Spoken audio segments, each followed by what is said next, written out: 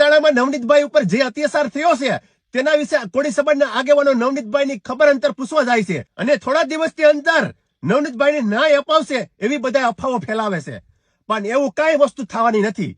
કોળી સમાજના આગેવાનો સીએમ ને મળવા ગયા હતા, સીએમ ને મળીને આવ્યા તો એક એસઆઈટી ની ટીમને તપાસ સોંપવામાં આવી છે. એસઆઈટી ટીમે કઈ કરવાની નથી, કારણ કે આમાં રૂપિયાનો પાવર છે. મોરબી પણ ઝુલતા પુલનો બનાવ બન્યો હતો, એમાં પણ એસઆઈટી ની ટીમને તપાસ સોંપવામાં આવી હતી, એમાં પણ કઈ કરી શકી નથી. એટલે આવું બધી હાલે છે ભાજપની સરકારમાં. ઓલા સૈતર વસાઈએ ખાલી એક ગ્લાસ ફેંકો તો કાચનો, તો 300 હાથમાં ફિટ કરી દીધો તો એ આ ભાજપનો પાવર.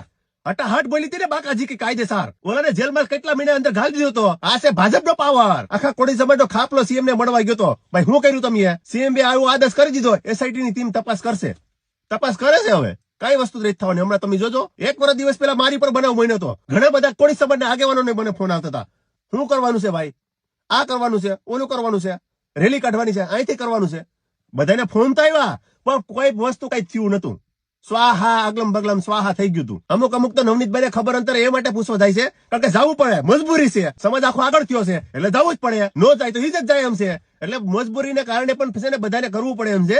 બાકી આમાં કોઈ પણ જાતનો ન્યાય મળવાનો નથી નવનીતભાઈને. અટાણે ન્યાય મળવાનો જ ને તો ક્યારનો મળી ગયો. એટલે નવનીતભાઈ તમે જલ્દીથી રજા લઈ ને ઘરે વયા જાઓ તો સારું છે, બાકી આમાં ન્યાય મળવાનો નથી.